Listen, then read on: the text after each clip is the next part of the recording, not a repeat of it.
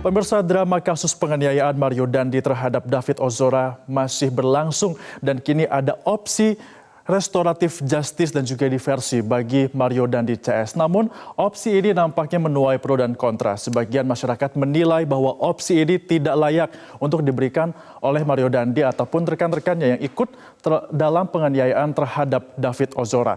Kali ini kita akan melihat sebenarnya bagaimana restoratif justice yang akan diberikan ataupun yang menjadi opsi bagi Mario Dandi CS. Di slide pertama pemirsa, kita akan melihat definisi terlebih dahulu di mana restoratif of justice ini merupakan upaya untuk penyelesaian tindak pidana dengan melibatkan banyak pihak mulai dari pelaku, korban, keluarga, tokoh adat, tokoh agama, pemangku kepentingan untuk bersama-sama mencari penyelesaian perdamaian. Artinya bisa dikatakan bahwa restoratif of justice ini pemirsa merupakan salah satu bentuk musyawarah yang dilakukan atau kalau kita melihat di masyarakat ada hitam di atas putih dalam menyelesaikan sebuah permasalahan atau perdamaian seperti itu. Nah, mirip juga dengan restoratif justice di mana diversi ini juga merupakan langkah hukum untuk dapat mengeluarkan seseorang dari tindak pidana ataupun dari jeratan pidana, khususnya untuk mereka yang masih di bawah umur. Artinya ini perbedaannya adalah kalau restoratif justice ini untuk pidana yang umum, namun untuk diversi dikhususkan lebih lagi spesifik, ini bisa menyasar pada pelaku anak yang sedang melakukan ataupun yang sedang berhadapan dengan hukum agar bisa keluar dari proses pidana. Apakah ini bisa diterapkan terhadap Mario Dandi dan juga rekan-rekannya termasuk AG yang masih di bawah umur? Kita akan lihat di slide selanjutnya di mana pemirsa kita lihat terlebih dahulu bagaimana caranya agar restoratif justice ini bisa diberikan kepada salah satu pelaku tindak pidana. Apalagi pidana yang menjerat dari Mario Dandi ini adalah tindak pidana yang dikatakan berat sehingga ini menuai protes dari berbagai kalangan. Nah, yang pertama, syarat untuk restoratif justice adalah ini merupakan tindak pidana yang pertama. Pelaku ataupun tersangka tidak boleh mereka melakukan tindak pidana sebelumnya. Ya, kemudian yang kedua, kerugian yang diberikan ataupun yang diciptakan ini tidak boleh lebih dari 2,5 juta rupiah, artinya maksimal 2,5 juta rupiah. Dan adanya ganti rugi ataupun ganti rugi kerugian yang sudah diberikan baik itu kepada korban ataupun yang dirugikan terkait dengan tindak pidana yang sudah dilakukan. Itu harus dilakukan untuk dapat menempuh restoratif justice. Sementara itu juga ada ancaman penjara yang kurang dari 5 tahun. Kalau kita melihat kasus Mario Dandi dan juga rekannya Shane Lucas, ini bisa dikenakan dengan pasal berlapis yang ancaman hukumannya adalah 15 tahun penjara. Artinya ini nampaknya juga tidak bisa. Nanti kita akan bahas lebih lanjut. Selain itu juga adanya yang paling penting adalah kesepakatan. Di mana kedua belah pihak mereka harus saling berdamai, mendapatkan kata sepakat sehingga bisa mendapatkan syarat untuk dapat memenuhi restoratif justice. Apakah ini semua sudah cukup untuk bagi masing-masing yang sudah menjadikan tersangka ini? Kita lihat akan kita cocokkan masing-masing perannya, namun kita akan terlihat terlebih dahulu untuk diversi yang sebenarnya ini sama, mirip-mirip dengan restoratif justice, namun secara spesifik diversi bisa diberlakukan bagi anak yang berlawanan dengan hukum. Untuk itu, ini menjadi opsi awalnya bagi pelaku yang lain, yakni AG yang umurnya masih di bawah 18 tahun. Untuk anak, ada beberapa hal yang harus dipertimbangkan jika memang mereka layak untuk mendapatkan diversi. Yang pertama adalah ini kepentingan korban. Kemudian juga melihat bagaimana kasus ini bisa memberikan kesejahteraan ataupun tanggung jawab dari anak di mata hukum pidana. Selain itu juga untuk dapat menghindarkan stigma negatif di tengah masyarakat, diversi juga bisa diberikan. Ada juga penghindaran pembalasan jika nanti tidak ada perdamaian, maka dikhawatirkan bisa ada balasan dari yang lainnya. Ini juga bisa menjadi perhatian. Kemudian juga bisa menciptakan keharmonisan di tengah masyarakat menjadi salah satu syarat untuk bisa diberikan diversi kepada pelaku anak yang berhadapan dengan hukum. Dan yang terakhir adalah ini untuk dapat menciptakan kepatutan, kesusilaan, dan juga ketertiban umum. Apakah AG memenuhi ini? Kita akan lihat selanjutnya. Kita terlebih dahulu melihat ke Shane Lucas dan juga Mario Dandi. Mario Dandi dan juga Shane Lucas, pemirsa, keduanya sudah ditetapkan sebagai tersangka dan kasus ini pun dikatakan sebagai tindak pidana berat. Artinya, satu syarat sudah tidak terpenuhi karena restoratif justice hanya bisa diberikan jika pidananya adalah pidana ringan. Ini Shane Lucas tidak bisa, Mario Dandi tidak bisa karena tindak pidana yang disangkakan kepada mereka adalah tindak pidana berat. Yang kedua, terkait dengan ancaman hukuman 12 tahun.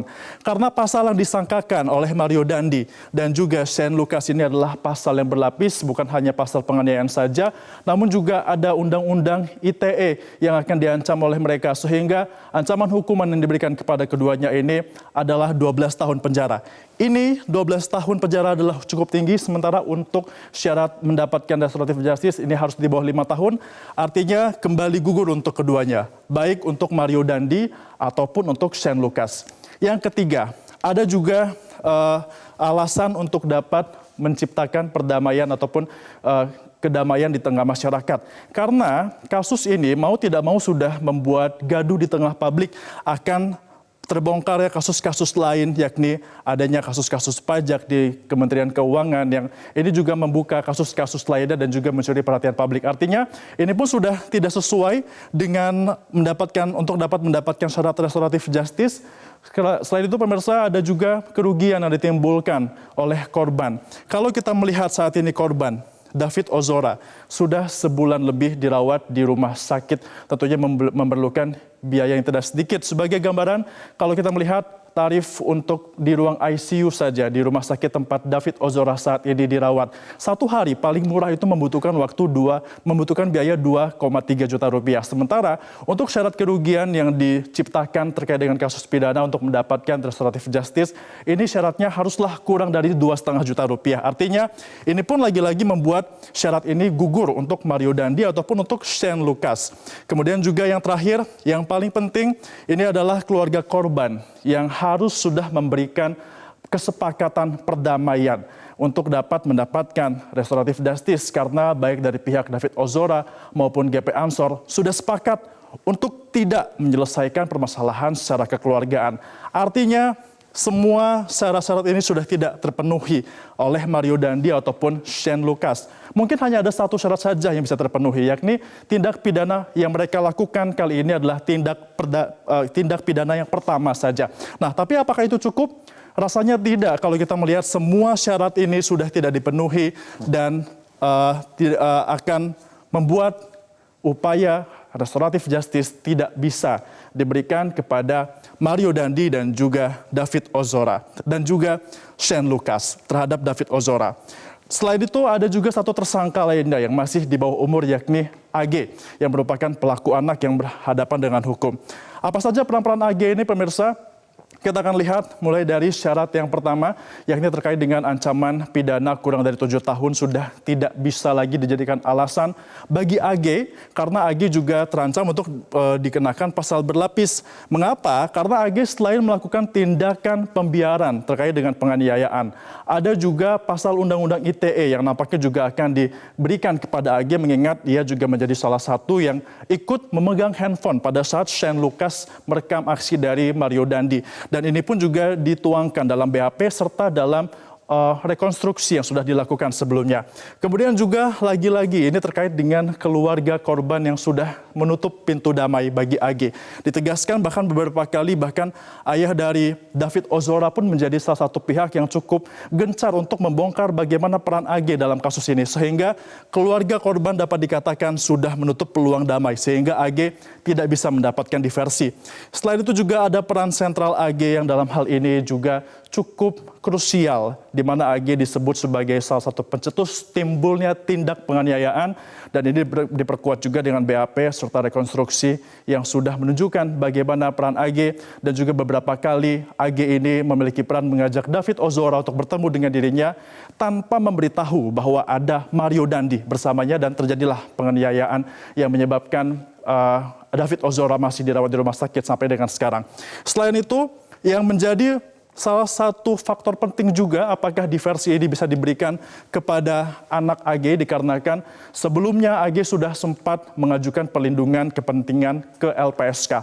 Namun ternyata ditolak. Artinya dalam kasus ini ditegaskan kembali bahwa AG bukanlah korban. melainkan anak yang berlawanan dengan hukum. Sementara untuk diversi, syaratnya adalah untuk kepentingan dari korban, bukan untuk kepentingan dari pelaku. Untuk itu, baik itu Mario Dandi, baik itu AG ataupun Shane Lucas, jika kita melihat dari jabaran ini, nampaknya belum tepat jika mereka bisa mendapatkan upaya hukum, yakni restoratif justice dan juga diversi terkait dengan kasus penganiayaan yang mengakibatkan David Ozora masih sakit sampai dengan saat ini dirawat di rumah sakit. Itu dia pembahasan kami terkait dengan hal ini. Tentunya kini tugas kita sebagai masyarakat adalah untuk dapat bersama-sama mengawal kasus ini agar tetap berjalan sesuai dengan hukum pidana yang berlaku.